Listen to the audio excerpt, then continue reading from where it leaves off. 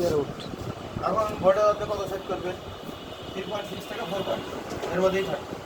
এখানে দিয়ে দিলাম 4 পয়েন্ট অ্যাম্পিয়ার সেট করা আছে, ধরেন যে 5,000 অ্যাম্পিয়ার সেট করা আছে। জি বলেন 4 অ্যাম্পিয়ার। তো একটা ফোন রানিং করার জন্য মিনিমাম আপনাকে 2 অ্যাম্পিয়ার রাখতে হবে, মানে অর্থাৎ 2000 মিলি অ্যাম্পিয়ার রাখতে হবে সর্বনিম্ন, না হলে একটা ফোন কিন্তু চালু করতে পারবেন না। এই হলো ব্যাপার। এখন ধরেন যে আমাদের মিটার সেট করা আছে 5000 মিলি অ্যাম্পিয়ার। এখন হলো একটা সেট যখন আমরা মিটারে লাগাবো, লাগানোর সাথে সাথে যখন রিডিং দেখাবে, মানে 5 সিরিজ চাপ দেওয়ার আগে এটাকে আমরা কি বলবো? Auto reading. Auto reading.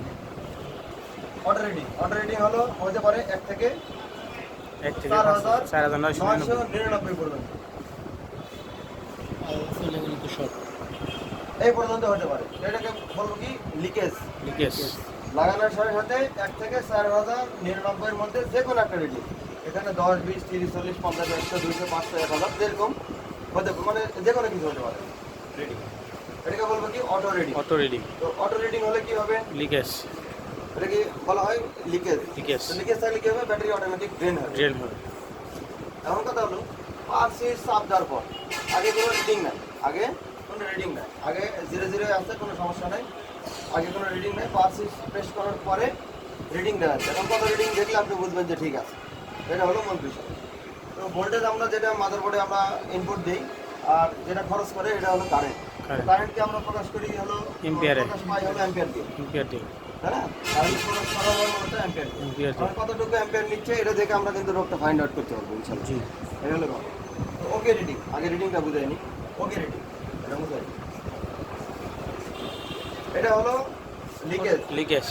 যখন প্রভাবটা আসা করবে, এটা যখন উপরে চলে যাবে তখন কিন্তু প্রভাবটা আসে ভোল্টেজ তখন এরকম ধীরে ধীরে আসবে, তখন ফুল শট। এটা ছিল এতক্ষণ লিকেজ।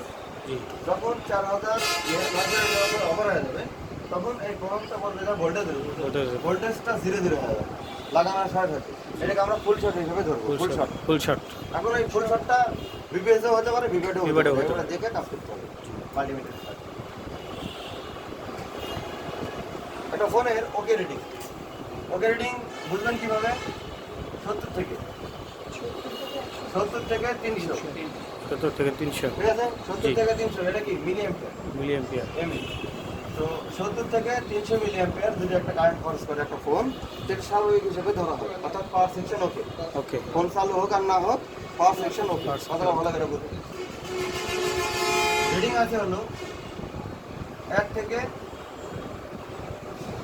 70, এখানে 5-10 কম বেশি হতে পারে, এটা বুঝে নিন। রিডিং আছে হলো 1 থেকে 70 এর মধ্যে আছে, রিডিং আছে কিন্তু রিডিংটা 0 থেকে শুরু, 0 to 70, বোঝা যাচ্ছে? জি। 0 to 70, 0 to 50, 0 to 60, মানে একেবারে এক ধাপে ফ্লাকচুয়েশন হয় এবং খুবই ঘন ঘন। তাহলে বুঝতে হবে সেকেন্ডারি সাপ্লাই কোথাও না কোথাও শর্ট আছে। সেকেন্ডারি সাপ্লাই কোথাও না কোথাও শর্ট আছে। বোঝা যাচ্ছে জিনিসটা?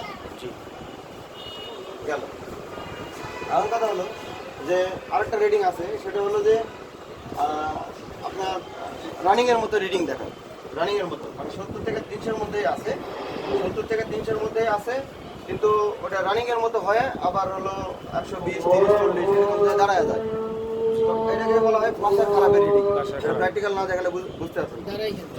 আমি দুটো ধারণা দিলাম, একটা ওকে রিডিং, এটা হলো ওকে রিডিং। জিনিসটা ওকে রিডিংটা কিভাবে বুঝবেন?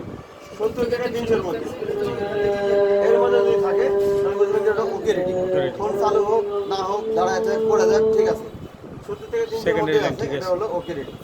1 থেকে 70, 0 থেকে শুরু হবে, রিডিং আছে 0 থেকে শুরু হবে, ঘন ঘন আপ ডাউন করবে।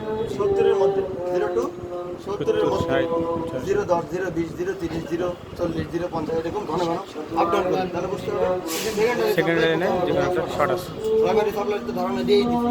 জি, হলো এই দুটো আজকে বোঝালাম, এই দুটো নিয়ে কিছু